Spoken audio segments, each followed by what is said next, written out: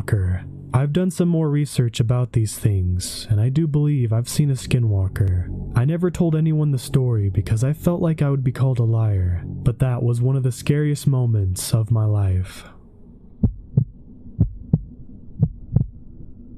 To start, I'm a white female. I was adopted 7 years ago by my Navajo family, and we've always been close despite my obvious cultural differences. Still, I learned about skinwalkers firsthand, and they've since then become an accepted part of my life.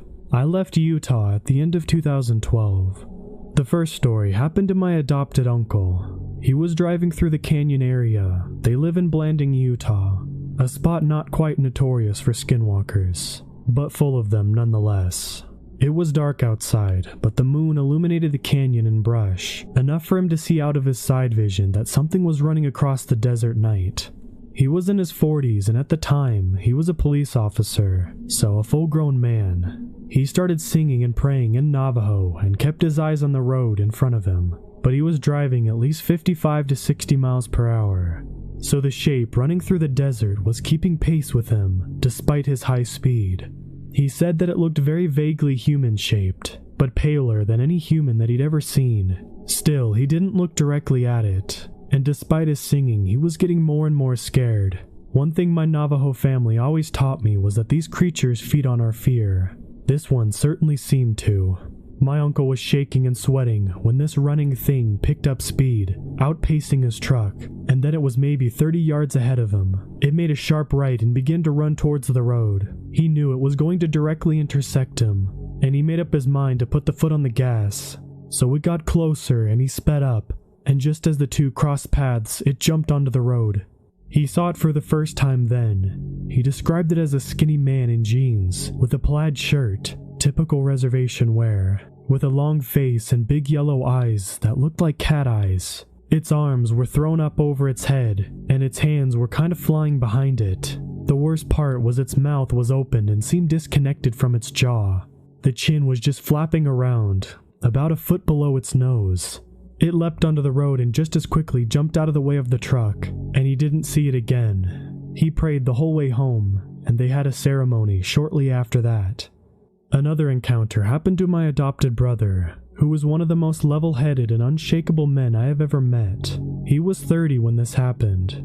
He was at their dad's house, partaking in one of these ceremonies, which happens in a hogan. The rule is that you never leave the hogan alone, because the magic and energy that you make in one of those ceremonies is kind of like a supernatural light beacon. You never know what kind of creatures you're attracting. Still, Eric, my brother, was a pretty rational guy and wasn't afraid of the dark.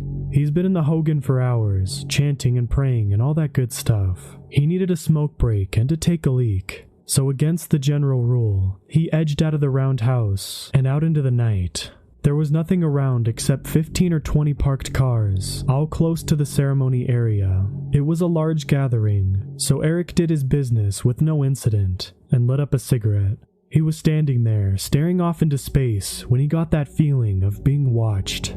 To shake it off, he walked away from the hogan about 20 feet and scanned the desert. Everything was quiet, except drums coming from the back of the tent and singing within. Just as he was about to shrug off his weird feeling and chuck his cigarette butt, he saw it. Under one of the vehicles, a dark shape with two shining eyes. The eyes were animal-like. They didn't glow on their own, but had reflective light in them, and they glinted right at Eric. They were yellow. The creature didn't have the shape of any animal he'd recognized, though. He explained it to me that it was shaped like Gollum, really skinny with a round human head. Eric walked towards the vehicle and bent down to get a closer look. Dust scrabbled around and he could hear a skittering noise. One bony arm shoved gravel his way, and the next thing he knew, the creature was gone and the vehicle was empty. But then he smelled this disgusting, puke-worthy stench. And he got scared then, because that's one of the worst things in Navajo culture. Bad smells are treated very seriously when they're assumed to be supernatural. So he straightened back up, and then he realized the source of the smell. A shadow fell over him, covering him from behind. He is around 6'2", so this thing, he said it was at least 7.5 feet. He was shivering and didn't move as it approached him from behind, until it was standing inches away. He could feel it. He could smell it, see its shadow, and then the worst thing. He felt it breathe on his neck.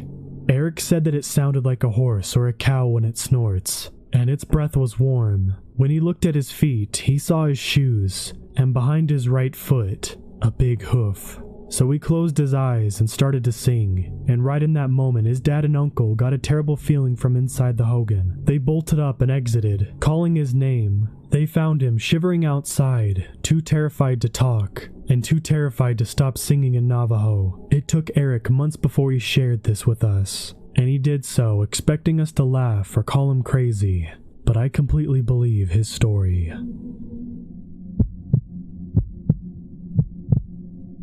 This just happened mere seconds ago.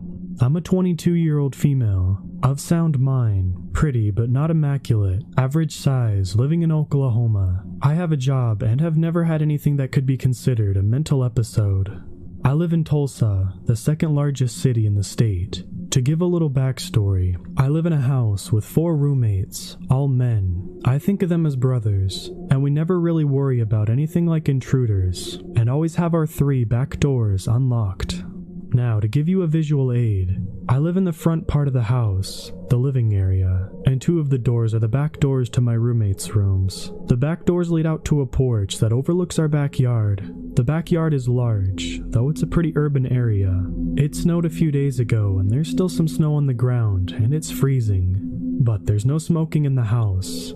I put on my jacket and throw on some slippers. I grumble to my roommates about having to go outside to smoke alone, but trudge out our back doors anyways. I usually bring my phone or another person's, but this time I didn't. I've been bringing people because I've been hearing strange noises. I'm not the only one either. My other roommates have heard them as well. Sounds that resonate in our backyard, but seem to have no place. They sort of sound like chimes. The fence surrounding our yard is wood until about halfway up, and then the chain links start. So it's about 12:30 a.m. and I'm on the porch smoking when something catches my eye. Now, I have 2 cats in my house, my boy cat and my roommate's female cat. There's a cat that wanders around and tries to sneak in from time to time. And I noticed this thing that caught my eye is close to the ground and wiggling. I assume it's the cat and start looking around for something to shoo it away. Finding nothing, I resort to building a snowball and I throw it. A small one, nothing too big. I don't want to hurt it. I just want it to go on. So I throw the snowball and it hits it. It was then that I realized how big this thing was. As soon as the ball hit it, my entire body filled with an outstanding fear, one that I cannot explain. I was frozen. I watched this thing slowly stand up from the crouch that it was in. It looked like a man, but gross. Its knees was bent in the wrong way, and it had gross, sagging skin. It was unbelievably tall. Its arms were like twice as long as a person's. Its face was distorted, crinkled with the same wrinkles that creases its body. It looked at me, and I couldn't move. I couldn't breathe. With an inhuman speed, it took off towards the back of my yard, and it was gone. My feet started moving again, and cigarette still in hand. I crashed through the doors into my house. I screamed to my roommates to lock the doors and tried to calm my trembling. I can't get the image of this thing out of my mind. I can't calm myself. They keep telling me that I'm tripping, and that can't be real. But it's Christmas, I'm not on any drugs, and I know what I saw. I'm terrified. What do I do? What did I see? Update. 1:43 a.m. I force my roommate to go outside with me, and there are prints in the snow. While I can't confirm that they are the creatures, they appear too large to be that of Tyler's or my own. My cats won't go anywhere near any of the doors. And when we were outside, we heard what sounded like a cat, but it's weird. It had an almost garbled undertone. The leaves were moving as well. I'm terrified. Update. Last night was the toughest night I've had in a long time. None of my roommates believe me, except for the one that's also seen a skinwalker. All night long there was this very strange tapping and scratching coming from the attic. I couldn't get more than 45 minutes of sleep at a time. While trading stories around a campfire, my friend recalled an encounter he had while serving an LDS mission. My friend's mission region had a reservation within its boundaries. However, it was relatively far from where he was serving. On occasion, him and his mission companion were asked to travel further than usual, to meet with some investigators. This took them near the reservation. On their way home, Their car ran out of gas, and it wasn't until late that night that they were able to continue the journey home. My friend, who was driving while his companion slept in the passenger seat, chose a different route that took him through the back roads in an attempt to get home sooner. He told us he was driving above the speed limit when he noticed movement in the woods lining the road. Because coyotes were common in the area, he took little notice at first. Then he looked out the window and slammed on the brakes. The sudden stop jolted his companion awake, who immediately wanted to know what was wrong. My friend was shaken, and he said he would tell him once they got home. He asked him to say a prayer. By the time they made it home, his companion was eager to know what happened. My friend told him, "I looked down the road next to the car and saw 6 men running on all fours, keeping up with the car. I was driving 40 miles an hour." I'm from southern Ohio. My particular neck of the woods was hilly and full of the Amish. I lived deep in the countryside with my father, who was stricken with frequent seizures and was unable to work or live alone. My story takes place early in the autumn of 2014. I was a 26-year-old college dropout at the time and working part-time at a gas station. Thanks to this, I had a lot of free time on my hands, most of which was spent hiking in the woods surrounding my home. On one of my many solo hikes, I saw something that changed me. As stated before, the seasons had just changed to autumn, and the trees were just starting to change into the many brilliant shades that time of year is known for. I had decided after one of my shifts at work to get one last extended hike in before the cold started to set in for the year. I had left the house around 2:30 p.m. and told my dad I'd be back around 7 p.m. for dinner. Warm sun, but with a cooling breeze, remarkably low humidity, and not a cloud in the sky. Perfect weather for a hike. I had been walking alongside a creek using a large branch turned into a makeshift walking stick, my usual route, for around 45 minutes when I realized the woods were quiet. Too quiet.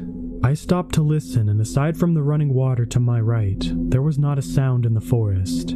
After shuddering from a chill I attributed to a breeze that had cut through the trees, I continued my trek, trying my best to match the silence of the woods with each step. Another 45 to 60 minutes passed, and my trail separated from the creek and began to loop back around towards my house. I had always dreaded this part of the hike due to the steep hills that laid before me, and stopped to take a breather. After resuming my hike, I had made it nearly 3/4 of the way through when I felt a strong wind at my back, then a loud crack somewhere in front of me. About 40 yards ahead of me and about 15 yards to the right of the trail, a young white-tailed buck stood alert, but unaware of my presence. After a few seconds of taking in the beauty of the creature, I noticed that the wind was still blowing and thought it was strange that the buck hadn't noticed me. I had always heard that being upwind of a deer would ensure that you'd be noticed and that the beast would flee. Shrugging it off, I continued walking, making sure to remain silent as to avoid spooking the buck.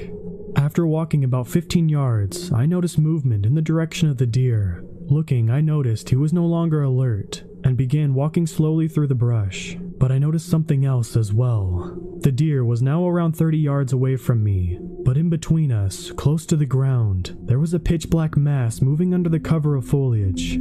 It was much closer to the buck and approaching him. He had yet to notice it.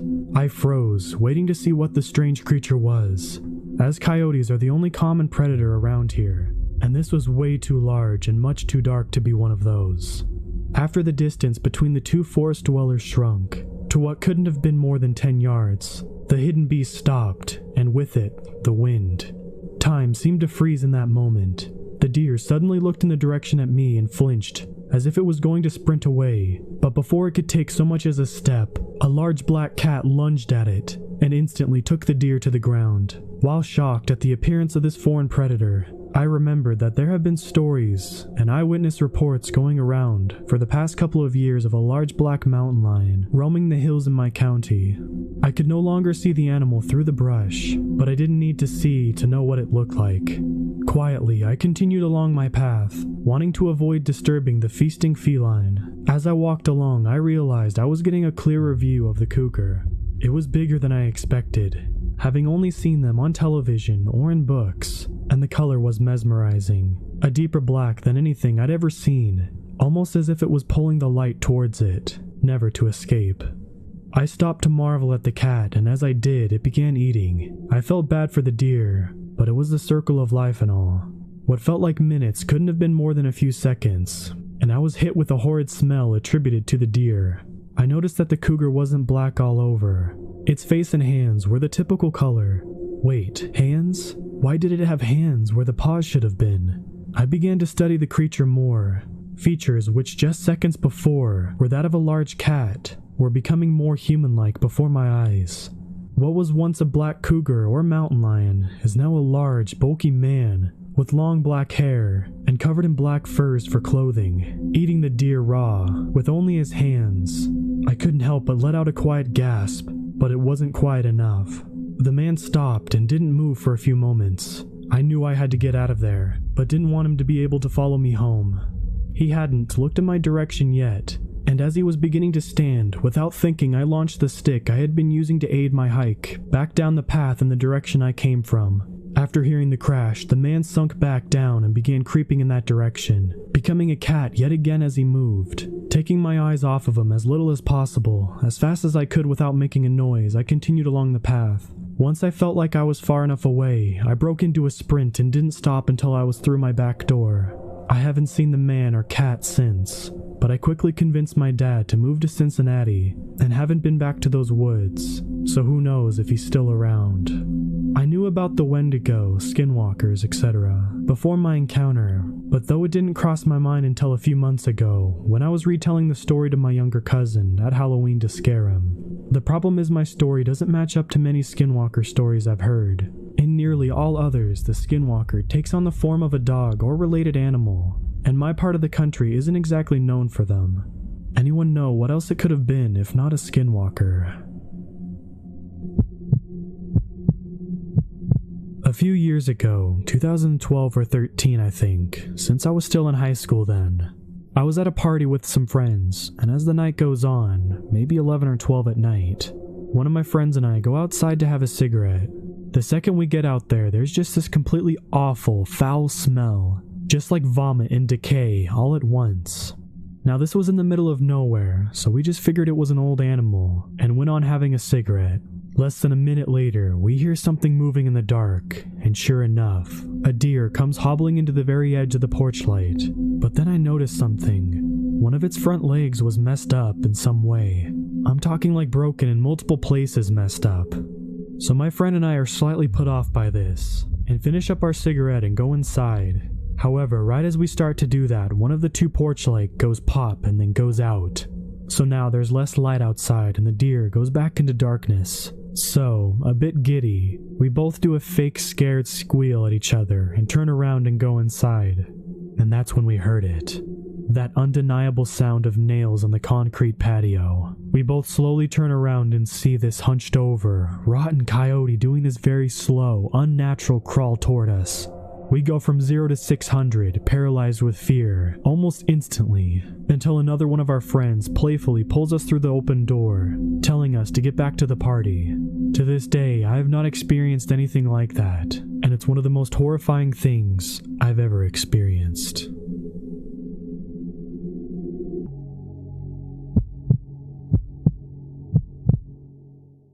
When I was 17, I was living in a small town called Orange Grove in Texas. It was a main city, but I lived in the outskirts, so it had no lights, and it's really, really dark and freaky. There are so many stories about this place and the town next to it, but I never thought I would be able to tell a story myself. It was around mid-December, and about midnight. I had just had a fight with my mom and walked out to the road to calm down. The roads there were narrow and rocky, and next to it is a cornfield. Thankfully, it was empty. But on the right side of me, there was a row of large trees that blocked out most of the land, and you can't really see anything. After walking for about 15 minutes, I started to hear a strange sound. It sounded like a bunch of whistles and howls. And of course, I started to get scared. I was tempted to turn around, but I was still pissed off, and I didn't want to go back to my mom's. I was on the phone with my grandfather, whom was on his way to come pick me up. I figured I would just wait for him, but then my phone suddenly cut off and it said low battery, which is weird because I remembered charging it. I put my phone in my pocket and looked toward the trees. At this point, I was stopped and standing in an empty cornfield since it was closer to the road, and a single street light. The light was low. As I was waiting, I could see a car approaching. They had their high beams on. And it was those really bright ones where the car doesn't even have to be close, and you can see everything. It was at that moment I saw it hiding on the side of a tree. I nearly threw up at the sight of this thing. Its body looked about the size of a cow, but its head and neck were long. It had wavy hair throughout its neck and on top of its head, like it was a person. The rest of the body was a lighter color and didn't look right. I heard those howls and whistles again, and I saw it making its way across the road. I was not as scared because I figured the car would see it and either hit it or stop and look at it, and I can just run back. But the car turned into one of the streets, and this thing was just walking to where I was. I ran to the street lamp and even past it. A few seconds later, this thing comes walking into the light, and I can see it clearly now. Its face looked like it was human, but the mouth was elongated like a snake or a dragon, and its mouth was covered with teeth. I nearly puked and started crying. My life flashed before my eyes, and I heard its howl begin to get closer. It must have been a miracle or something, but my grandfather drove up to the road just behind me and told me to get in after shouting. After all of this happened, I asked him if he knew what that thing was, and he didn't say anything. He just drove me to his house and never mentioned it. The next day, I told my brother, and he thought it was funny, until later that night I heard a kitten meowing at his window. It's weird because my brother and his girlfriend have a weakness for cute things, and we're about to go out and find it, but for some reason I felt uneasy and said just wait and leave it. We could hear something meowing, getting lower and lower, until it got demonic, and it was just a long meow with some other sounds and whistles. Then it stopped and we heard a loud scratch and a bang at the window. I didn't sleep at night for months after this. It wasn't until my friend Colin, who took interest in it, told me that his sister had been seeing something like that in the same road that I had about 4 nights after I had seen it, and that it tried to run her off the road. Then another friend said she would see something peeking out of the cornfields when it was full, and he could see something very large crashing through it. About a week later, Colin went to the police station to ask about the road, and learned there were a lot of open investigations of missing people spanning from 10 years back. To this day, I never go down that road at night, and I'll never forget what I saw. So when I was 4 years old, I lived in a small neighborhood, decently wooded. I would have terrible nightmares in this house. I would always have the same dream. I'd be outside facing the woods and see a towering black figure. I never could see anything other than the outline, and I'd be in a panic and slowly walk to my house and look at myself sleep, like it would be an out-of-body experience, and I'd wake up sweating. So after I had this dream 5 or so times, I awoke to a tapping at my window, and had an awful stench fill my nose, and I heard a voice. It was more in my head though, saying something like come outside, and I walked to my door, and I saw the gigantic figure from my dream peering through me with yellow eyes, and I passed out from fright at the moment. I woke up on the floor at 6 a.m., and I thought I had dreamed it and went back to bed, being the little kid I was. This experience dubbed my anxiety. It happened about 4 months ago. I lived in the Texas Panhandle. I was in my room talking to my girlfriend at the time. She's of Navajo descent, and I had my window open, and I heard what sounded like an old-time radio static, and smelled rotting meat, so I looked out my window and saw a coyote, standing 7 feet tall on its back legs looking around. So I shut and locked everything up. I heard tapping on the window for the rest of the night.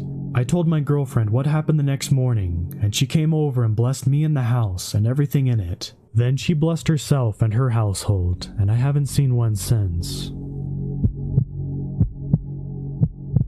When I was about 5 years old, I used to live in an isolated region in Arizona, in the Navajo reservation near a little town called Steamboat. The land belonged to my great-grandmother, and not much was built there, only a couple houses and some graves. I used to love it there, me just running around with all of this land to explore. I lived there with my 2 brothers and 1 sister, mother, stepfather, and great-grandma. Being Navajo, I commonly used to hear the term skinwalker, and how they can curse people just by taking such things like the victim's hair, urine, nails, and saliva. I never really thought much about it though, until that one night. It was a typical, busy, cold night. My parents left somewhere for the night with my great-grandmother, and my older brother and sister headed into town. All there was me and my brother, who was about 7 at the time. I decided to go to sleep, being ordered to by my mom, who had just left minutes after I fell asleep. Being asleep, I was alarmed by what seemed to be knocks at my window. I didn't really think much about it. Instead, I tried to fall back asleep, hoping my mom returns back soon. I go back to sleep. I woke up in shock. Barks coming from all around the house. These didn't sound like our dogs we had at the ranch, as all of them sounded exactly the same when compared to each other. It sounded like 4 or 5 surrounding the house. I was scared. Being only 5, I had no idea what to do. Those 5 minutes of hiding under the blanket crying as 4 or 5 coyotes surround the house. I looked in the living room and the TV was on with my stepdad sleeping. Made my way into the living room and tried to wake up my mom. She wakes up with the barking continuing. Just go to sleep, they'll go away. I try to sleep, crying, scared, traumatized. The next morning was strange. No sleep, no acknowledgement. No one was talking about it. It was like it never happened. Mom remembers it, but she doesn't talk about it. My stepfather runs into the house. The sheep. We rushed outside, leaving our food behind, and what happened to our sheep was devastating. They were all gone. No trace. Nothing. So far, I'm clueless in why the sheep were gone, and where those coyotes came from.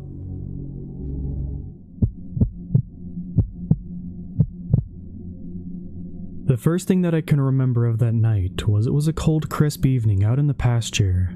The grass was tall and crunched beneath me with every footstep. I saw a dried red trail and I thought it was a deer that had been injured. I brushed it off.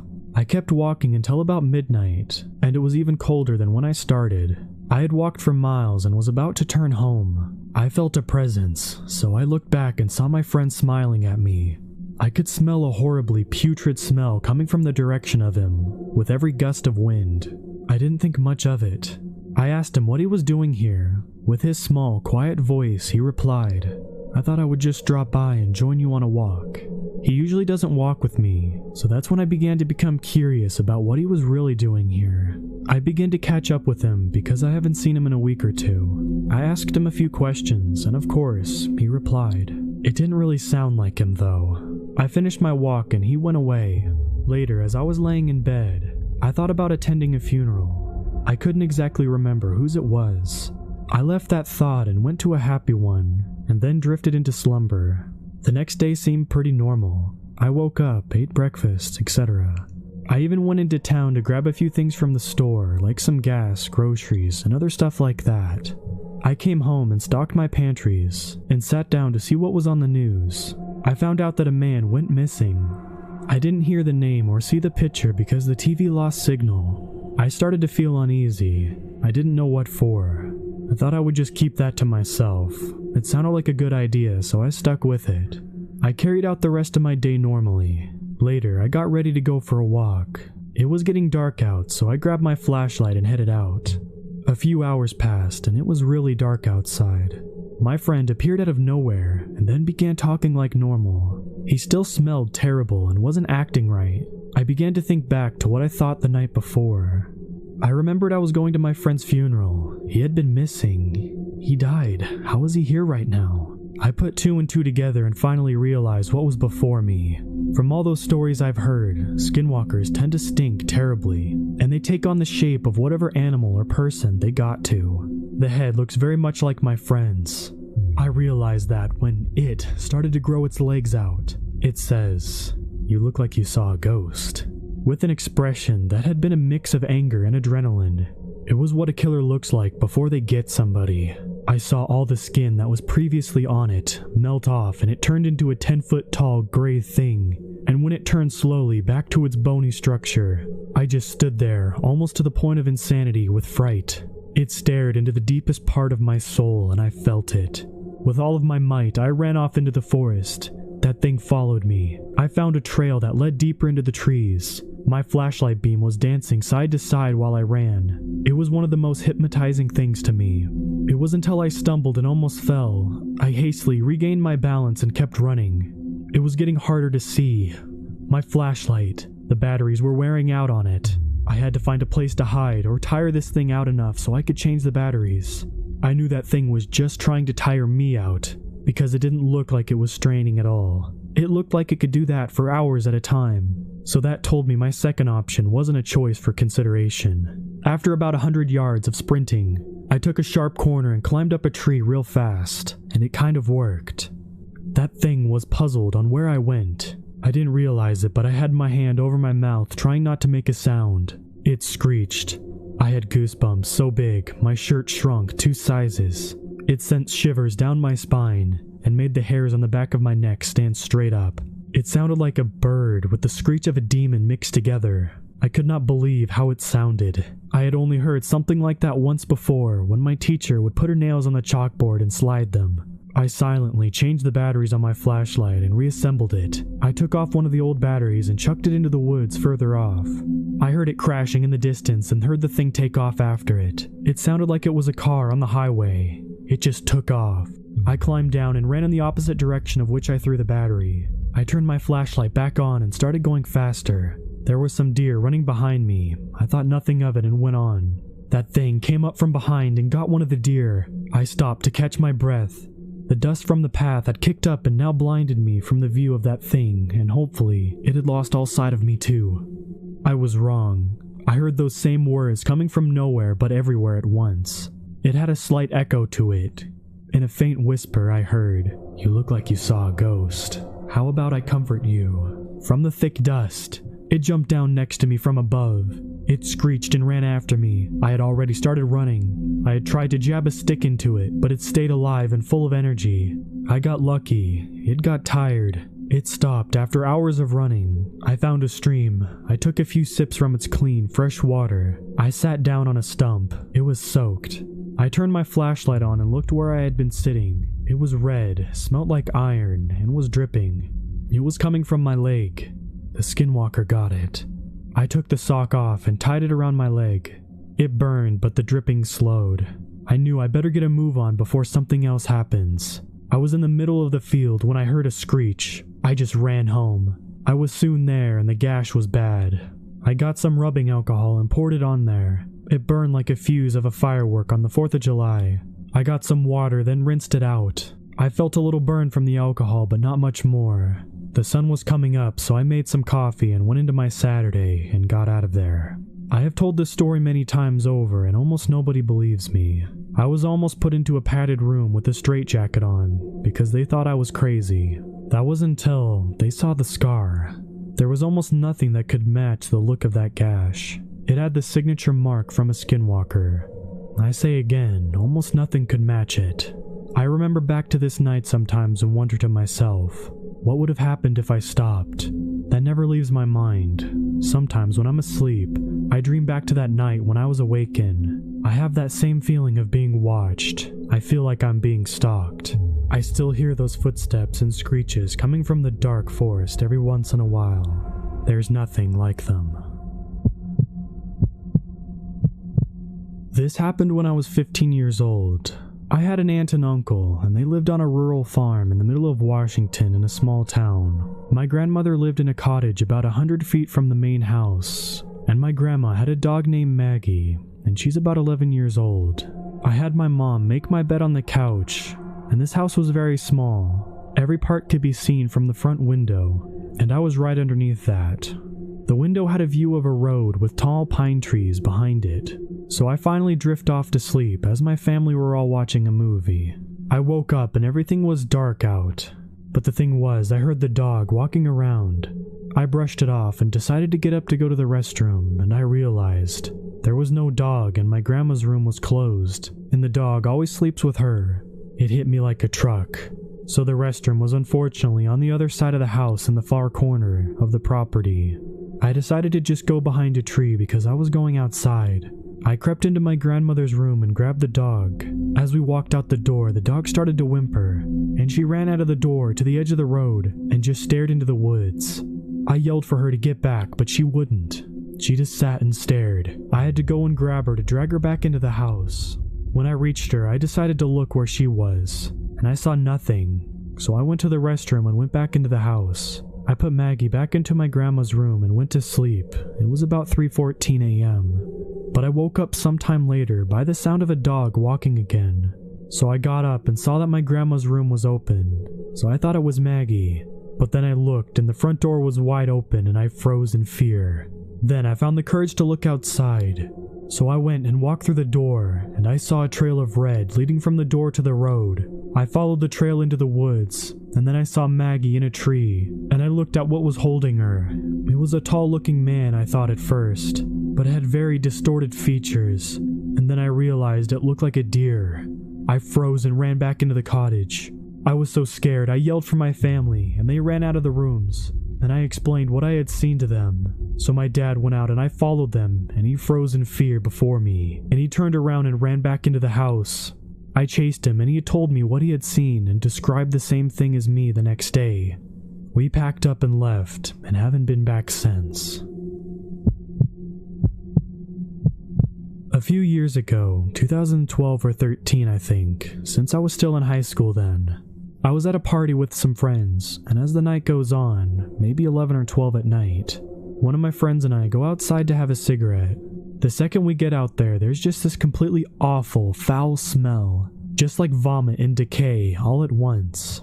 Now this was in the middle of nowhere, so we just figured it was an old animal, and went on having a cigarette. Less than a minute later, we hear something moving in the dark, and sure enough, a deer comes hobbling into the very edge of the porch light. But then I noticed something. One of its front legs was messed up in some way. I'm talking like broken in multiple places messed up. So my friend and I are slightly put off by this, and finish up our cigarette and go inside. However, right as we start to do that, one of the two porch lights goes pop and then goes out. So now there's less light outside and the deer goes back into darkness. So, a bit giddy, we both do a fake scared squeal at each other and turn around and go inside. And that's when we heard it. That undeniable sound of nails on the concrete patio. We both slowly turn around and see this hunched over, rotten coyote doing this very slow, unnatural crawl toward us. We go from 0 to 600, paralyzed with fear, almost instantly, until another one of our friends playfully pulls us through the open door, telling us to get back to the party. To this day, I have not experienced anything like that, and it's one of the most horrifying things I've ever experienced.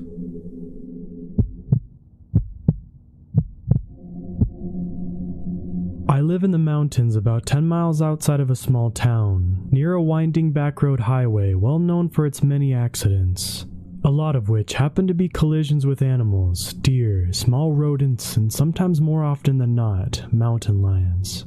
I grew up in the country my whole life, so I've seen just about every animal my side of the state has to offer, whether alive or roadkill.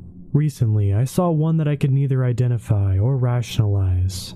My husband and I had stopped by for dinner with his coworkers in town down the winding road from our home. Once it grew close to midnight, I knew we should be getting home. My husband insisted he wanted to stay a little bit longer to have a drink with his buddy. Reluctantly, I agreed he could stay, even though he knows I hate going home late at night by myself. We have about a half a mile of driveway leading to our home, which is blocked off by a padlocked gate.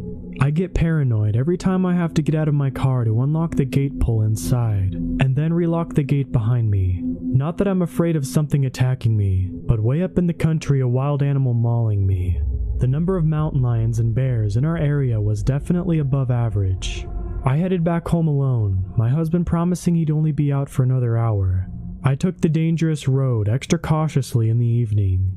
The thick cover of trees surrounding the road made it pitch black. After finally arriving at my road, I hit the gravel fast, eager to get inside. What I saw next made me slam on my brakes so hard I fishtailed a bit and scattered gravel every which way. What I saw barely 2 feet in front of my car was incomprehensible. It looked almost like a human figure at first. Its ribs stuck out so far it took a barrel shape. It was hunched over, but if it stood up straight it had to be at least 8 feet tall. Tufts of matted hair all over its body. What skin shone through appeared to be mangled.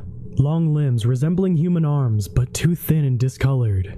Its legs arched like wolves. It had no sign of a human face. The face it had seemed to be a snout that contained a sharp set of canine teeth that shone and snarled at me. My eyes locked with its piercing yellow eyes. It stared me down for what felt like an eternity. Then all of a sudden it broke our gaze, swiftly disappearing into the woods.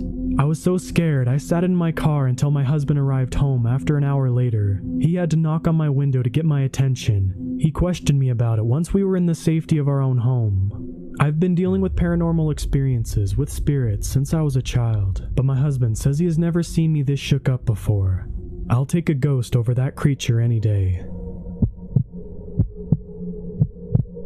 This is a story I was told by one of the other guides who had spent around 6 years guiding canoe trips in the Lake of the Woods. Let's call him Steven. I want to remind you that I did not experience this, but Steven had told me about a few experiences he and the other guides he worked with had. What I do want you to know is that we do not joke around about Wendigos or skinwalkers at our workplace. We do not tell these stories to our campers anymore, and we don't even say their name but refer to them only as W or S. This is not something that we joke about or just make up to scare campers. I'm not an expert in Wendigos or skinwalkers or Native American culture by any means, and I hope not to offend anyone, but the knowledge that I have on them has been passed down by guides and their experiences. One detail that I should explain before I tell Steven's story is that a definite way to tell that you are seeing a Wendigo or a skinwalker is if the animal or creature has two bright, glowing red or yellow eyes. One summer, about 5 to 6 years ago, Steven had a couple encounters with the Wendigo. His first encounter was on an earlier trip in the summer, where their destination was into Shoal Lake. It was a 6-day trip, which had about 60 miles of paddling, and taking your packs and canoes over the land to another lake, into Shoal. On day 4, they were going out of Shoal, through a portage called Headman's Portage. Sounds made up from some scary story. No idea why they call it that, but it's quite fitting. There was a campsite that is pretty frequently used about half a mile from the portage. We just called the campsite Headman's. Steven and his trip left Shoal Lake aiming to get through Headman's Portage and stay at the campsite right after it. It's a little long, but a nice highway of portage without too many ups and downs. I believe the Canadian Park Service even clears out this portage, which may be the only one that is frequently maintained in the Lake of the Woods.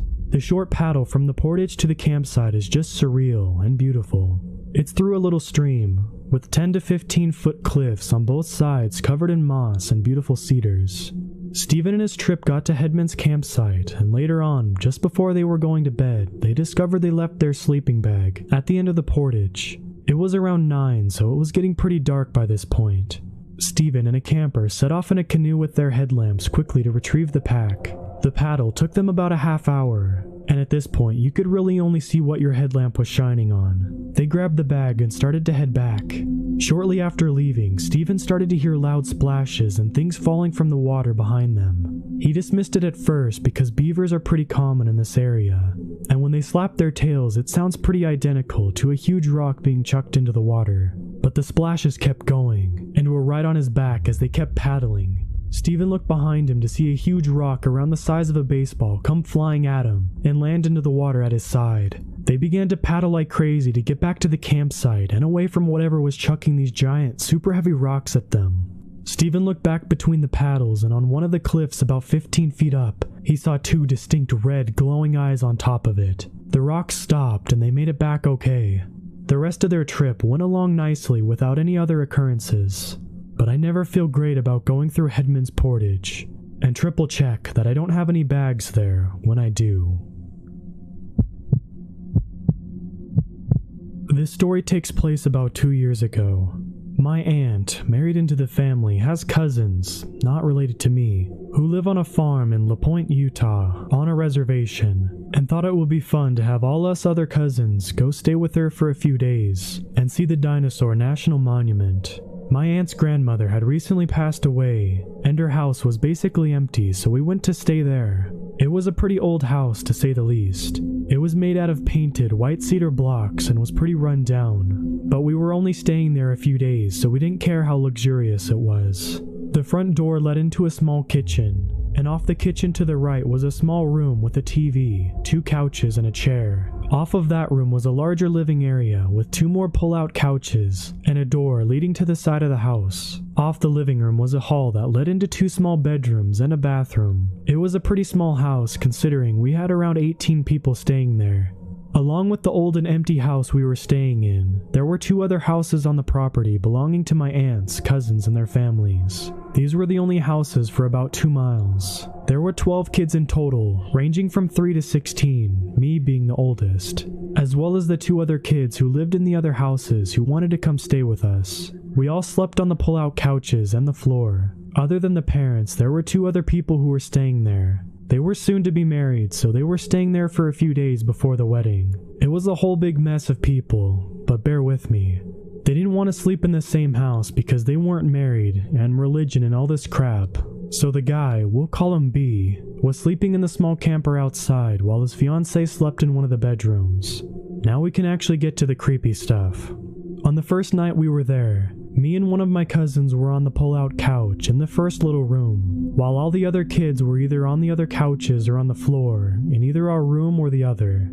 It was about midnight. Most of the kids were already asleep. We were watching Disney movies and dozing off when we started to hear strange noises outside toward the field. It sounded like low growling and panting, but not entirely like it was coming from an animal. There was just this weird human-like sound to it. I assumed it was some sort of stray animal and got up to see when one of the other kids who lived next door, we'll call him L, jumped up and told me just to ignore it and go to sleep.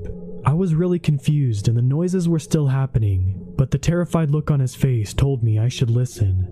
The creature would pace around the house and stop at the door by the kitchen for a few minutes before continuing to circle the house. Neither of us got any sleep that night. The next night was basically the same setup. Kids sleeping everywhere, movies playing, a few people still dozing off.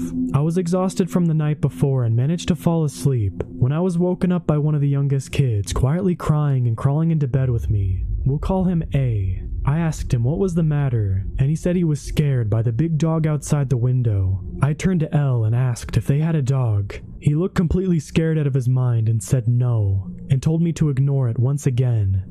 I stayed up for a while after that, watching movies with A, when he asked me to walk with him to the bathroom. A little bit of explanation before I continue. This house was shaped like a short L, the bottom part being the kitchen and the 2 living rooms, and where it turns was the hallway with the bedrooms and the bathroom. The bathroom was right at the beginning of the hall. There was a small window to where you could see the wall, where the first living room was, straight ahead, along with the window that you could see through into the living room, where we were sleeping, and then the rest of the house to the left. Anyways, I was walking A to the bathroom and switch on the light when I see it. An extremely tall, dog-like creature standing on its hind legs facing the window looking into the living room. Its fur was matted and its eyes seemed to be almost glowing orangish red. Its hands looked human-like, but with dark fur and long claws. I screamed and the creature ran back around the side of the house on its hind legs. I picked up A and carried him back to the living room to quickly find L closing the curtains.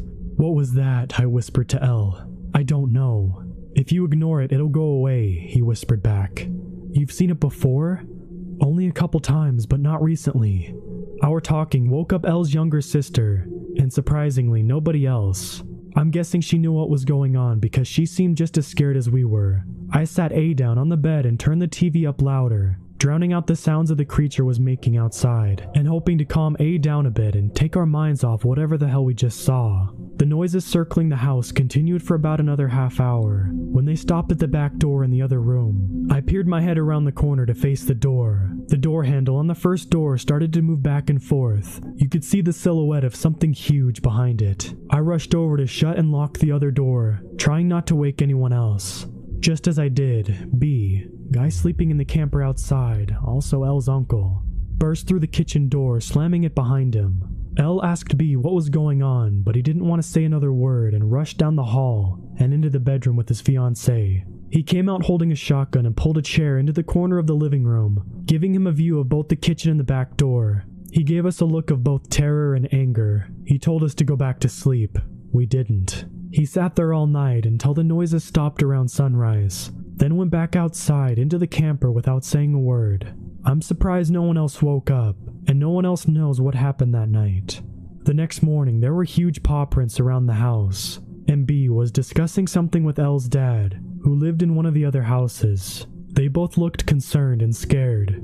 It was very unsettling. We left later that day for reasons I can't remember, but I'm glad we did.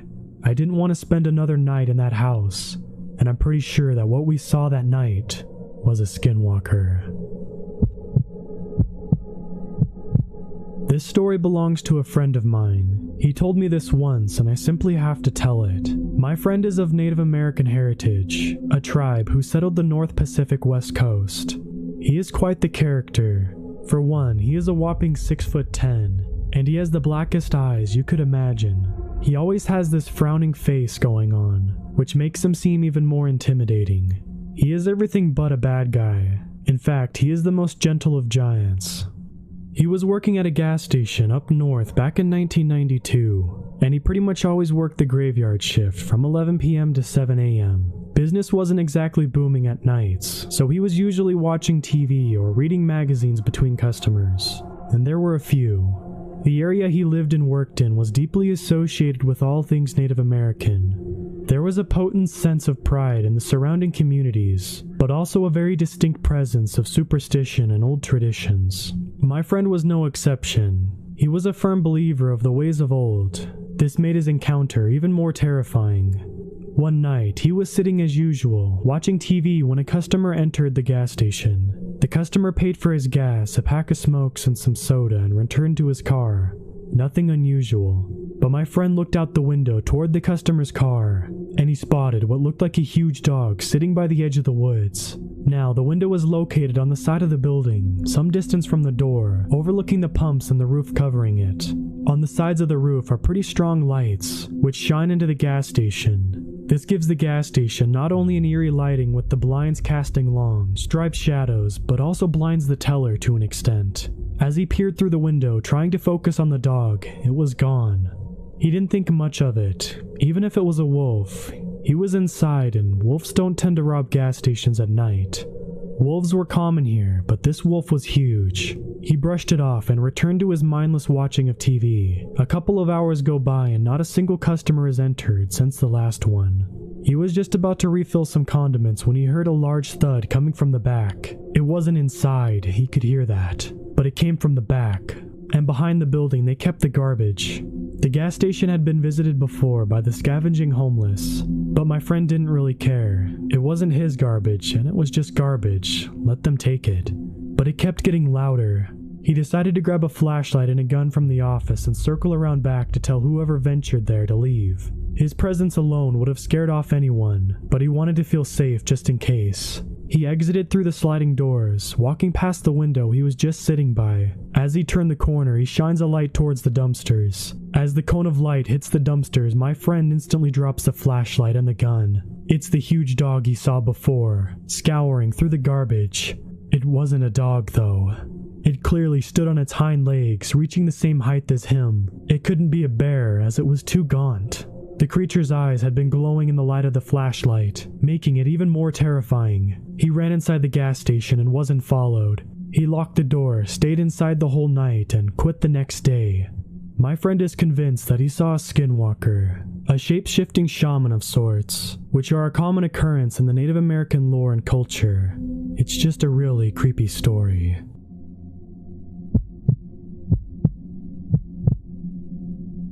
I'm not sure what to think of what happened. I may just be overthinking things, or my sister may have just been joking with me. I figured I would share my small story here, in case anyone had any insight on what happened. However, I don't quite believe anything is monstrous, as I suspect to be at fault. I probably just misheard. For perspective, I will tell you that I live out of the southern part of British Columbia, Canada. I live a good hour and a half away from the nearest town by car, and my home is completely surrounded by forest with a few distant neighbors. It is not uncommon for us to see and hear coyotes, wolves, bears, and cougars, so we have a large dog for protection. However, the latest dog passed on, so our new protector is just a puppy and she's not very brave just yet. And I don't think she could have helped the situation if she wanted to. It happened the summer after my graduation. I got a call from one of my neighbors asking if I could tend to her garden while her and her husband went on a fishing trip. I took the walk down the hill with my dog through the brush so that she could lay out the details of specific care her plants would need. My family has known this woman since we moved into our home 20 years ago, and as children we would all go down and visit her, make her cards and chat, and she would allow us to play in her swimming pool in the summer. I trust her completely and have house sat for her before, so it was no odd request for my sister and I to go help out. The garden was new and absolutely beautiful. I have a garden of my own, but it was nothing compared to hers. which was gated and was in pristine condition. The mosquitoes were horrid, so she made her instructions short and I retreated back up the hill to inform my little sister of our assignment. The first day was terribly hot. My sister and I attempted to get up early to evade the heat and bloodsuckers, but in the end they were all sitting in the shade waiting for us to arrive. It took a full hour and a half to completely soak the entire garden, and by then we were sweating, bloody, itchy and irritable from all of our newfound bite marks. We were supposed to water the garden every morning so that the sun wouldn't dry up the water throughout the day. So I got up early to wake my sister, who after yesterday's assignment refused to go down with me, protesting that she wanted to sleep in and to leave her alone. Not wanting to be held responsible for the demise of my neighbor's veggies, I reluctantly trotted down the path to my neighbor's. Both my dogs were off on some squirrel-infested adventure, so my trek was made alone. Only a few birds that morning until I made it farther down, and the closer I got, the quieter it became. My attention, however, was on the sun, and I wanted to finish my task ASAP. When I was almost done, I took a stretch and went to turn off the hose, wiping the sweat from my forehead. Across the field, from the garden, I thought I heard a person, which would have been very odd, so I stood still to listen. What I heard was my sister calling my name in a shrill voice. My sister and I would often call each other in strange, exaggerated screeches and voices in just that particular way. I knew for a fact that my sister is far too lazy to hike all the way down and sneak through the brush across the field just to yell at me. I listened again, but heard nothing. Finishing up, I assumed I had just misheard, believing it to have been a bird or something, though the odd happening struck in my mind. Later on, I referred the account to my sister, who laughed and joked with me that this must have been the creature her friend told her about. The creature she was referring to was called Wendigo, or Skinwalker. I honestly don't know the difference between the two. I don't know what these creatures are or if they actually exist, but if they were to, they're supposed to live in this kind of area. I put it out of my mind anyway, not believing in such things. The next day I was with my sister tending the garden and my dog came down to see us. I was shocked to see her paw was all bloody, thinking that she had cut herself on a piece of sheet metal. I ran with her back up to the house to see if I could clean and fix it. My sister didn't want to come up with me, so she stayed in the garden to finish up watering her part. It turned out the blood on my dog's paw was not her own, and that she had simply caught an unfortunate pack rat, whom she delightedly tore to pieces. When I came back, my sister wasn't in the garden. Confused, I began to walk to my neighbor's house when she came outside to meet me. She told me she had heard her name being called from across the field in my voice, in the same way I heard mine. She was visibly spooked and insisted we go back up to our house and leave the garden for tomorrow. I refused and told her she could go up without me if she wanted, but I had to finish the garden. I suspected she was only kidding with me, and I was waiting for her to give up right away, like she normally would. Instead, she stayed with me, holding her arms, and refused to walk home alone. Once we finished, we both came back together for the next 3 mornings to water the garden, and no other occurrences happened. To this day, my sister claims she wasn't lying. I'm not sure if these creatures are supposed to be smart enough or talented enough to pull off stunts so specific. We have lived in the same house in the middle of the woods for our whole lives, and we can be loud and silly without fear of annoying anyone. But if someone or something had been close enough to listen, they definitely had plenty of time to do so. Also, how these occurrences only happened when we were alone gives me goosebumps. If you have any answers for me, I would appreciate any info you have. I won't reveal who I am or much about where I live, and to be honest, it's been a few months since this happened, but I just came to terms with it now, and I have to warn people about what's out there, what they knew, what we don't. Warning, this is a very long read and some of the content below is very disturbing, but I can't hold back, so here's my story. Occasionally, I like to go hiking with my friends. There's not much more to do, honestly. We live in a small mountain town in Colorado. It was fun at first, but by now, we know the trails by heart. By the end of the summer, there was only one we hadn't tried. Now, there's a reason for that. The trail goes right through a portion of the forest that the Ute people consider to be sacred. I'll admit, I have hang-ups when it comes to these things. You don't wear hats in church, you don't let the American flag touch the ground, you don't trudge all over somebody's sacred land for the fun of it. Still, my friend, we'll call him Mark, convinced me to go. He said that regardless of whether I went, he'd go anyway, and since no one else was going, he managed to get me to go with him. That's one of my other hang-ups. Don't go hiking alone. Don't let friends go hiking alone. Too many tragic news stories start that way. So I ended up going with him reluctantly.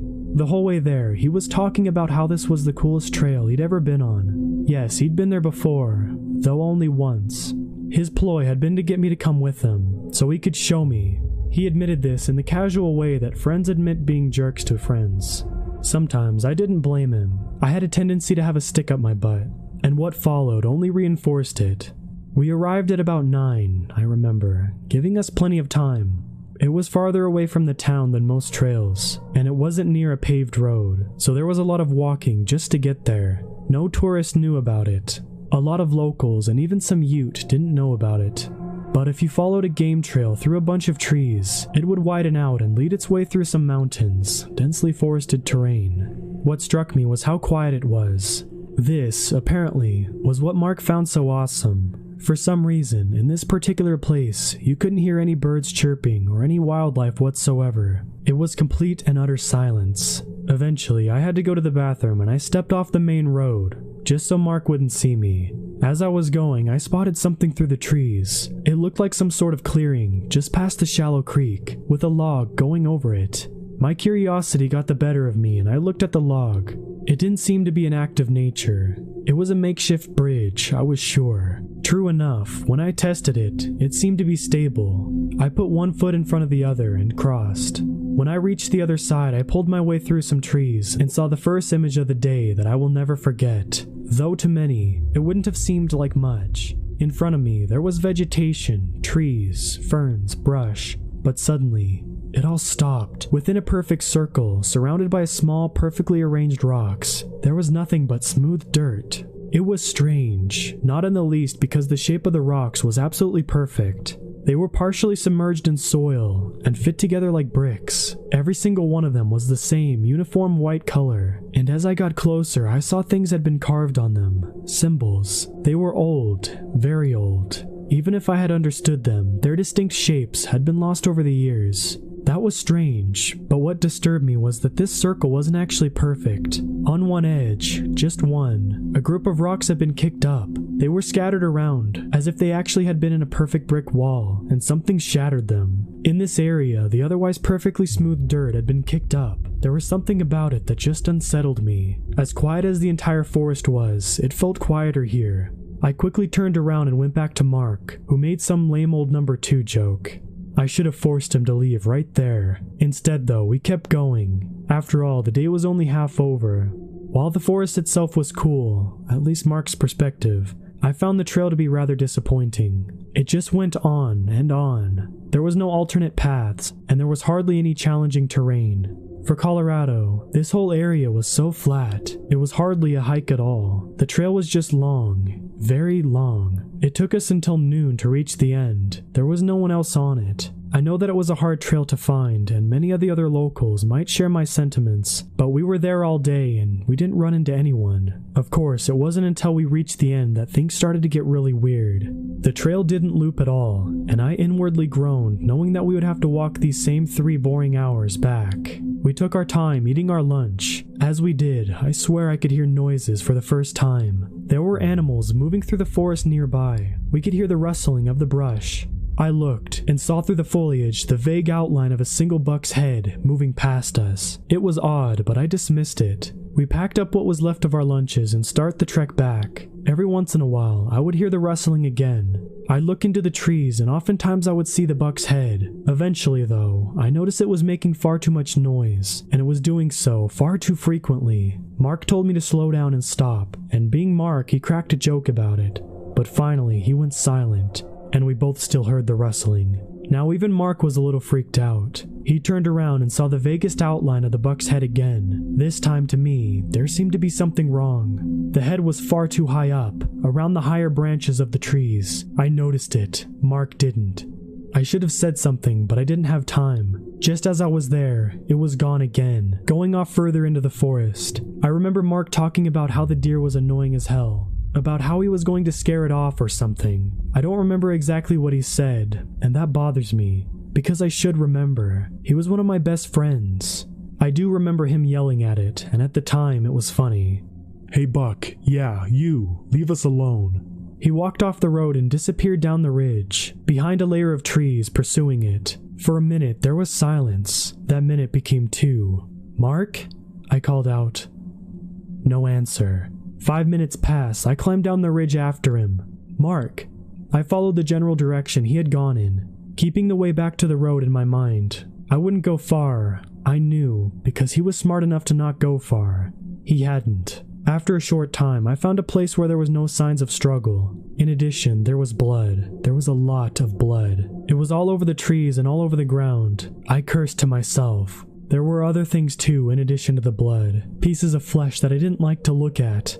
There were marks showing that something had been dragged away from here. "Mark!" I called out, ferociously now. Forgetting the trail for a second, I ran forward, along the drag marks. After running too far to be safe, I reached a small ravine, with a creek running through it. I narrowly stopped myself. It wasn't a long drop, but it would hurt you, and a sprained ankle in the middle of the forest was bad news. The trail stopped here. "Mark," I murmured, then called out again, "Mark!" I heard something, but it wasn't Mark. Across the ravine from me, I heard rustling and saw the trees stirring. Something stepped through the brush and revealed itself. It was the second image burned into my mind. Please give me a second. I've spent every single day for the past few months trying to tell myself it wasn't real. At first, I saw a head of a buck, but it came forward and I realized that it was at least 7 feet above the ground. I was staring at a 7-foot creature straight in the face that had a massive buck's head, but a humanoid body. The creature snorted. Its buck face remained neutral, scared looking even, as if it wasn't sure of the malicious whims of the body beneath it. There was blood dripping from its horns, which were not like the horns of an average buck, but jagged, pointed, and unorganized. A mess of sharp points. Its human body was dark-skinned and naked. I remember both of its arms and legs. They started human, but near the bottom they distorted and became animalistic. At the end of its legs were powerful hooves. At the end of its arms were hands and very long claws, every bit as jagged as the horns on its head. In one of those claws was Mark's body being held by his shirt. I examined him only briefly, just long enough to notice that the shape of his head was not what it had once been. For a moment there was silence. I didn't scream. I couldn't believe what was in front of me. Then the creature's ears ruffled. It dropped Mark and started backing up. Its deer head hung lazily to the side as it moved. My brain rang. Suddenly, it's going to jump the gap. It's coming for me. With the logical side of my mind shut off, I turned around and ran, hopefully in the exact opposite direction the way I came. Behind me, I heard a powerful grunt, and then a scuffle of the monster landing on the bank. There was a horrifying roar. Something that sounded like a grizzly bear and a buck shouting together. I had never run so fast or so desperately in all of my life, but it was gaining on me, and as I ran through the forest, I started to feel its warm, hungry breath on my back.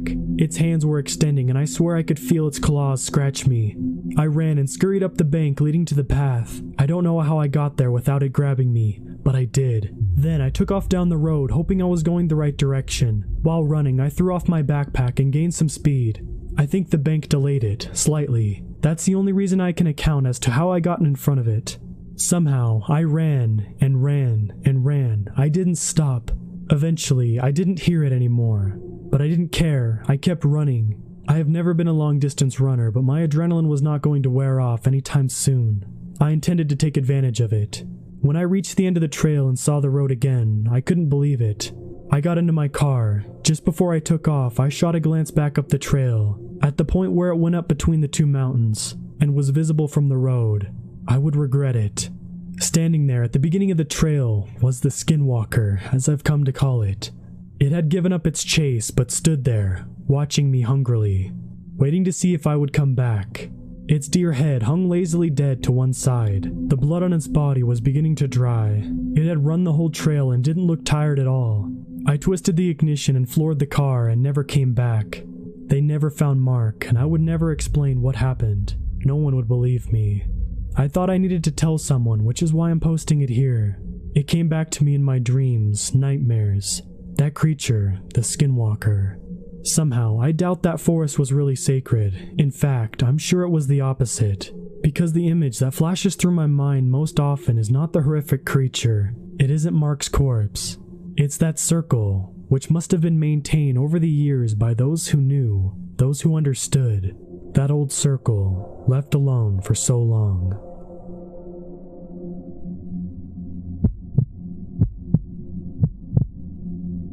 I'm not being followed by anything other than my memories of that moment. That moment that felt like an eternity to me was clearly only a few seconds, but they were the most haunting seconds of my life. For a bit of context, I'm a Canadian university student currently living in central Quebec. Not like Montreal or anything, but a very small town bordering a very small city in the middle of nowhere. The landscapes are sort of an emerald dream, with titanic mountains jutting out aggressively, all of which blanketed in a dense forest. I love my town. Everything's within walking distance. Friends, the bar, the lake. It's all great and nearby. So we often hit the town together. No need to drive anywhere or anything. Last night, we decided to have a little bonfire on this little ridge off the side of the lake, which doesn't really provide too much surface area for a bonfire. For this reason, the 10 of us were huddled around a dimly lit campfire instead. Guitars being played, fine alcohol is being drank, and good times are being had by all. As the night draws on, I've charged myself with keeping the bulk of the fire going. Nobody else is too apt at any sort of camping or otherwise outdoorsy activities in my group. Up to this point, all was very normal, other than my close friends acting a little off. After our first few, he had ran out and left by himself to go get more. The ridge was out of sight of the road due to the dense forest paths that we used to get to and from it, so he goes and cuts through it alone. When he gets back, he's acting like he had 100 beers. Looked like he wasn't used to his legs.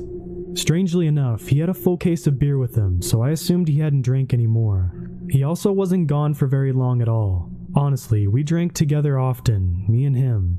I know what he's like drunk, and this was especially unusual. So he's trying to talk to the people, but he just can't say real words. It's as if he was trying to perform all of the accents of normal English speech, but didn't actually understand the words or syntax. Kind of like one of those videos that are meant to show what English might sound like to non-English speakers. As I mentioned before, the fire wasn't providing much in terms of light. So when we'd head off to go grab some firewood, I'd usually jerry-rig my cell phone flashlight to my belt to keep the area in front of me well lit. We do this a few times, and some of the others begin to lose motivation to collect wood, so I take matters into my own hands for the last run of the evening. This brush was completely uncultivated, super thick, very dark. The only discernible paths that were about shoulder width were obstructed by an oddly fallen tree here and there. So I'm yanking at trees, trying to feel for anything dry. Even my phone light was falling behind waist-level foliage. I didn't really have too much lighting. Once I got a handful or so, I figured it'd be good enough for the last burn, so I get the idea to head back. But just as I get this thought, my phone falls straight onto the ground. So of course, it had to land face down, blocking the flash, preventing me from finding the right way. Regardless, I didn't look forward immediately. For some reason, I decided to let the darkness sink in. I had never been in such a dark environment that I was unable to see my hand in front of my face. Even the brightest moonbeams couldn't breach the canopy above. However, as I focus on my surroundings, I quickly realized I was referencing my frame using a subtle glow. It was yellowish but twisted into a green color the more I concentrated. I was immediately very startled by its lack of movement, yet curious. I hesitantly paced inward, carelessly leaving my phone on the ground. The glow split distinctly into two yellow-green bulbs that were locked onto each other. They're my eyes. My vision is really bad, especially with lighting, so from a distance my eyes will merge the source of light together. For instance, I can't see stars. This caused my curiosity to go nuts. What kind of fat raccoon is trying to stalk me through these bushes? Something was hitting me though. I was terrified. I bore a fear so intense that my stomach began to churn. My curiosity has always outweighed my fears, and this situation was no different. I began to know what it was. It began to know me. There was this very strange bond in that moment that chilled me to the core.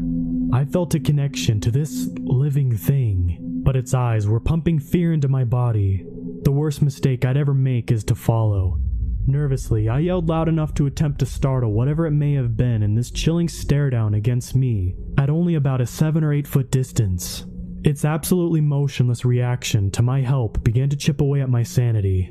Was I staring at 2 elaborately placed lights in the middle of the woods? No, it couldn't be.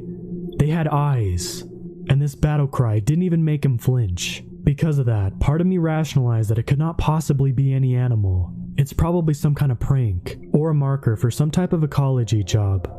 So I pressed towards it again, walking as if I knew for sure that this was all to be logically explained. As I closed the gap, my vision began to home in on these lights. Plainly defined ovals, resplendent with the brightest darkness I'd ever felt, when they were legitimately just out of my range of clear vision. The lights, which were waist level before, rose up. They rose as eyes would on a bear standing onto its hind legs, instantly reducing me to a quivering mess. Odd thing is, bears don't have antlers. I haven't ever heard of a moose with piercing eyes that can stand on its hind legs either. As soon as it began straightening up, I was already getting out of there. I just ran. Luckily, I managed to kick my phone out of the dirt and quickly picked it up. The flashlight was still going, making it really easy to spot once I kicked it. Rolling through the woods, illuminating phone now in my hand, I made it back to my campfire completely out of breath. Now, normally I'd spray this story all over my friends, but I knew they just think I went crazy or hit my head collecting wood. Also, considering I didn't have a bundle of sticks anymore, my shortness of breath was probably a little unjustified. I sat down and noticed that my friend from before was still being very strange, but it seemed like with every passing minute he was adapting more to the conversation and was steadily attempting to contribute more and more. We're all good friends, which is why I find this unusual, considering the fact that he legitimately could not speak English 1 minute, and then within 15 he's practically back to normal. Still, something was off. He was the last to leave the campfire, even after the other guys had pissed it out, and he just stayed there staring at the ashes. After most of us had gotten home, he calls me. An entire minute of silence. The whole time I'm shouting at him to tell me where he is, and that if he's too drunk to get home, I'll go and find him. Disturbingly, he just hangs up. After a cigarette and another half a beer, he calls me back again. This time he's trying to talk like before, but he can't pronounce any words again. He never did touch that case of beer he brought, by the way. Just sat next to him during the whole fire. So I tell him to stop being an idiot and to tell me where he is. He hangs up again, leaving me to figure that he's just drunk, emotional, and that maybe I was just being a little too harsh on him. Honestly though, I was just so shaken up and I needed to confide to somebody about what I had just seen, but he was incapacitated and it frustrated me. After that, I went to bed and I figured he was just being strangely drunk. It was insanely weird to me, but I had a few drinks too and I wasn't really having any of his crap and I figured I'd try to get some sleep. When I wake up in the morning, I have a text from his roommate asking me why he saw him crawl from underneath his car in the driveway this morning. We haven't seen him since, and his roommate said he thought he'd never made it home because he didn't come in. So, what's wrong with my friend? I'm hoping he comes back because if he doesn't, my buddy just got his skin and carjacked by a flesh gate or something. So now I'm scared. Sorry for the long post, I just needed to vent and tell the story properly as I remember it. Update. He came back home around 8:30 p.m. last night looking a little shaken up, but otherwise normal. He seems fine for now. This happened last night, so for the past 2 days, I've been reading a lot about skinwalkers. I've scourged the top posts of all time and read every single story from there, and also the local news for skinwalker stories. I live in NWT. It's the province about Alberta, about 200,000 in population, beautiful in the summer. We're surrounded by the woods and lots of lakes. There's one particular trail people often drive to access said lakes. Anyway, last night I was driving on the trail with a guy friend to find a secluded spot. He recommended V Lake, which was the first lake you access on the trail system. The way it's set up, there's a long narrow dirt road at the right of the highway that you have to drive for at least 20 minutes before you get to the lake itself. The dirt road is surrounded by trees and is riddled with little lakes here and there. It's my favorite lake to drive to, mostly because I love the narrow dirt roads with lots of tall trees. So it's Sunday night and we're the only ones driving. We weren't high or drunk, we were just having fun, listening to music. Then as I was driving, about 10 minutes into the dirt road, an extremely strong smell of rotten flesh filled our noses. This weirded my friend out and made me panic. The first thing that came to my mind was skinwalkers. It was vile and the smell just hit us all of a sudden. The windows were closed and the AC was set to the lowest. The car is clean and nothing there could have caused it. I asked him what he thought of the smell. He said barbecue. I told him there's a current fire ban in effect in the city. That can't be. He agreed and he said it smelled really rotten to him. The smell was strong. It was making me nauseous. I'm now more aware of the woods surrounding us, how it actually makes me feel kind of claustrophobic, how every turn and curve makes me more and more anxious. My gut was telling me something isn't right, and I kept thinking skinwalkers and the stories I've read up for the past 2 days. I was getting more scared by the moment. Then we drove through another curve, and my lights and high beams shone quickly on a person standing inside the mouth of the woods, and that's when I panicked. I asked my friend, "Do you still want to drive down this road?" "Yeah, I don't care," he replied. During this time, I seriously knew something wasn't right, and my brain kept screaming at me to turn around. I kept glancing at my mirrors. Frank Ocean's voice wasn't calming me down. I was so scared. I think he saw my discomfort, so he piped up again. "We can turn around if you want." I slammed on my brakes and did a 4-point turn and hightailed it out of there. Once we were back on the highway of the trail, I told him about what I thought of the smell, but not the person I saw in the woods. I didn't want to freak him out. We had a long conversation about it. I knew we shouldn't have, but he kept asking questions because he was curious, so I answered, but tried not to mention its name. Also, while we were there, we were parked at the picnic ground of a lake, and little stones started hitting the driver's side of the truck. A couple would hit every minute or so. It unnerved the crap out of me, but I ignored it. There was no one else in the trail because we didn't hear or see anyone driving. That was kind of weird too. One statement of his that kind of unnerved me was, I think it was trying to lure us further into the woods. So on the way back, I had him drive so I could calm down. I was calmer on the drive back. There were some foxes with glowing eyes in the middle of the road that kind of freaked me out at first, but then I realized they're just foxes. Also saw roadkill by the immediate side of the road that wasn't there before, which was pretty weird. It was about the size of a beaver, but really nothing to panic about, I think. So yeah, this all happened from 1 to 3 a.m. last night. I now really believe in skinwalkers. Just wasn't expecting on encountering one. My uncle, aunt, and all my cousins live in Utah, like 2 states over from me, California. They drive around a lot, especially for family reunions. My uncle often tells all the kids and everyone else a story when we go camping, mostly since someone usually wants to hear it again. He was driving back home alone one night in the summer. He knew the area well and he wasn't worried, but he was still kind of creeped out from, well, driving alone at night. He was in a long road of that sort of sparse, deserty area with the hills and bushes. My uncle then heard a weird noise, like a chirp or something. The way he described it was the first part of the he that Michael Jackson makes, without the second he. It sounds very ridiculous, I know, but unsettling in the cold, dark outdoors. And it seemed clear enough to not have just been creaking metal, or something like that. Obviously, he got a little weirded out by it. He's a lively, tough dude with the company of others, but he hates being alone.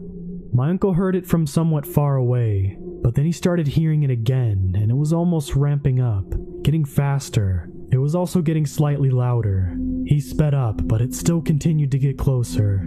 He looked to the left outside his window and saw something running almost parallel to his truck, pretty far off the road but inside the bush area, upright like a tall, skinny human. He said it was brown and furry, and it just bothered him. It wasn't horror movie monster scary, but it was something's wrong scary. He heard the moving of leaves. The noise was now basically constant. It sounded different, like a person sounds when they're tired and speak every syllable in one breath of air. The animal thing sort of faded into the plants. The thing was, though, he didn't feel any less scared, since now he feared it was in front of him, and that he would see it clearly on the road. But nothing happened for the rest of the ride. He usually clears out the night with his story. Camping stories are fun, but they're sort of harmless. This one gets everyone creeped out and thinking, something that wouldn't have gone away if he told the story earlier. For a little background on my story, I live in a small town outside of Kansas City, Kansas. But the area I live in has lots of history around it, and there was a lot of Native American activity in the area.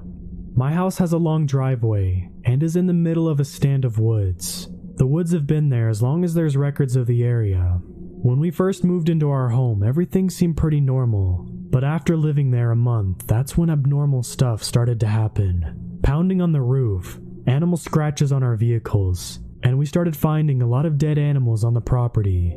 We even contacted Kansas state game wardens, but couldn't find any evidence of poaching or poisoning, or even the animals getting hit by cars. So after about 2 years of this, my older brother moves back in and brings his dog with him. One night at about 11 p.m., the dog starts whining to be let out. So I put him on the leash and let him walk around the yard. Suddenly, he starts trying to yank me back towards the house. This uneasy feeling washes over me and I notice something that smells like rotting catfish guts. I feel like someone was watching me, so I turn around, and down by our garage, just inside the light, I see this figure. It was about 5 feet tall, hunched over, and it was very pale. It had small, deep, beady eyes and had a deer-like face. A sense of pure terror washed over me. I've never been more scared of anything in my life, and to this day, I've never felt that level of fear. I ran back into the house to wake up my dad and brother. They grab some shotguns and run outside to check it out. All they find are some pretty deep scratch marks on the garage. We contacted the game wardens the next day. I described what I saw and smelled, and they said it was probably a very sick deer that had contracted some sort of illness or something of that sort. Weird stuff kept happening for another 2 or 3 years. Then we had a really bad drought and stuff stopped occurring. So I don't know what the hell I saw that night. I was wondering if anyone had seen or smelled anything similar to that.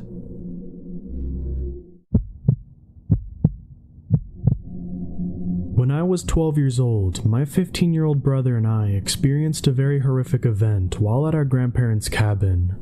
My grandparents own a cabin on a rather large island in southern Sweden, which contains only 2 cabins, separated by slightly less than a mile.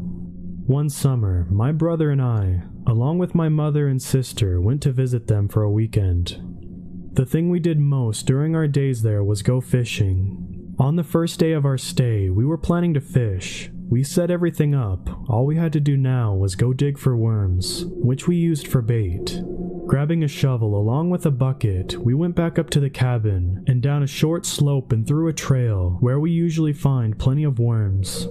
The forest is very dense and barely any light shines through, which makes the whole setting a bit unnerving for me, as I have always been easily frightened. I hear something walking and I look at my brother with a very scared face. He brushes it off as if there was nothing to be afraid of, and insists that we go check it out. We walk a bit further down the trail, which I know leads to an open meadow, as I have been there looking for mushrooms with my mom at a previous occasion.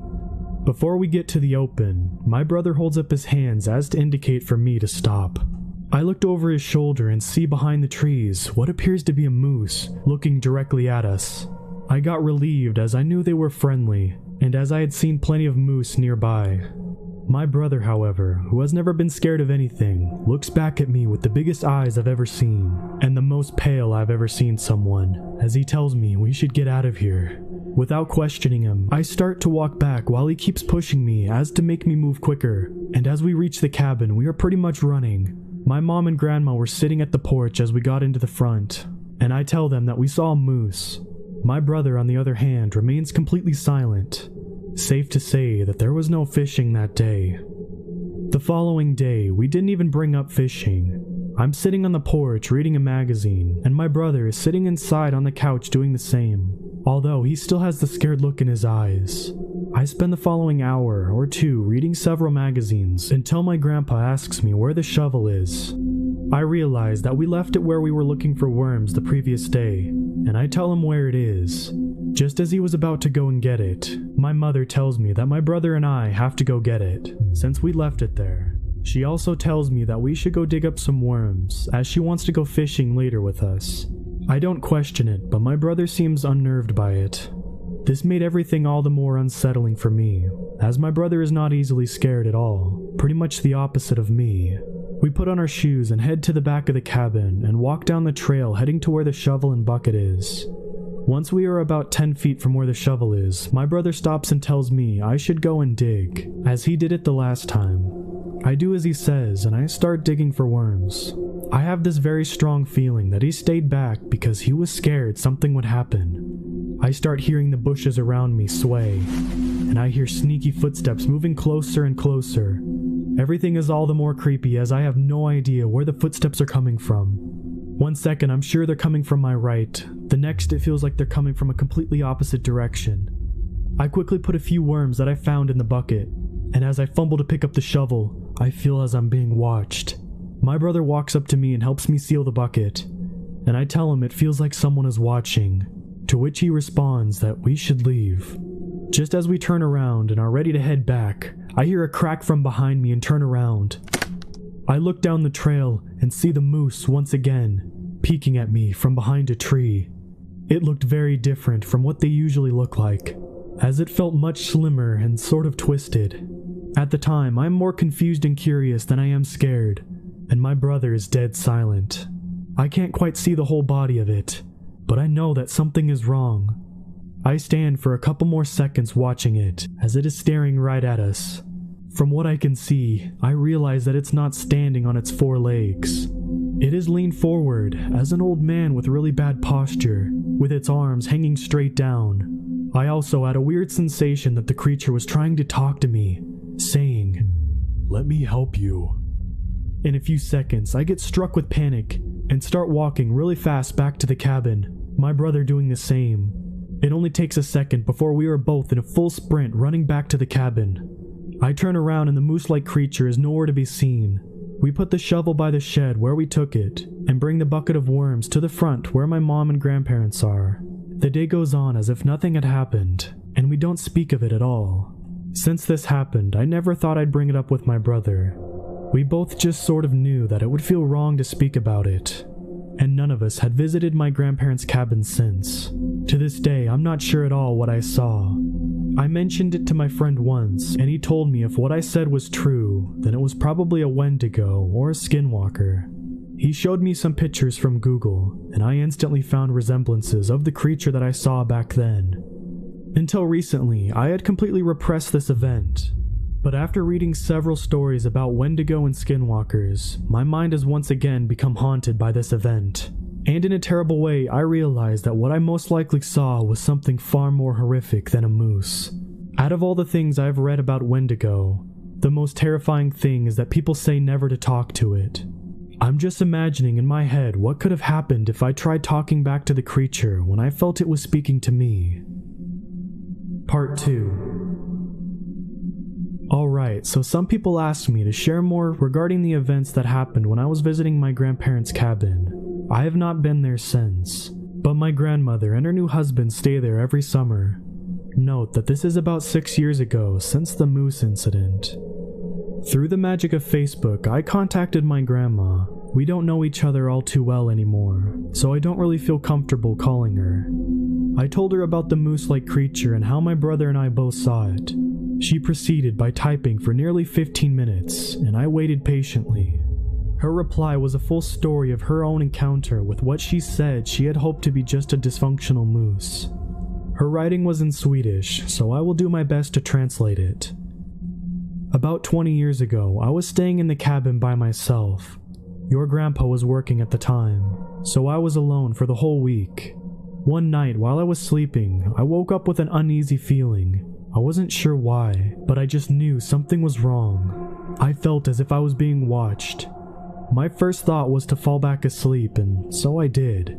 I woke up in what I believe was about an hour, and this time I was sure something wasn't as it should be. I felt the same feeling of being watched, and I could clearly hear something moving outside. I grab my bedside candle and light it. As I get out of bed, I choose to not pull the curtains as I have a terrifying feeling that someone will be staring right at me. By now, I am convinced that something is trying to rob me. I was sleeping in the room at the back of the cabin, and so I walked up to the front and looked out by the porch, but see nothing. There are no neighbors nearby, and I can't call the police as I don't have a phone. I decide to go back to bed and try to sleep the fear away. I lay there for at least an hour without falling asleep. And although the sound is gone, the unpleasant feeling has stuck around. At the backside of the cabin, right outside my window, was an older cabin, which was used before this one was built. The place was creepy, and we eventually decided to burn it down some years later. Anyways, I hear something bumping around side of it, and I realize that I'm gonna have to look out the window.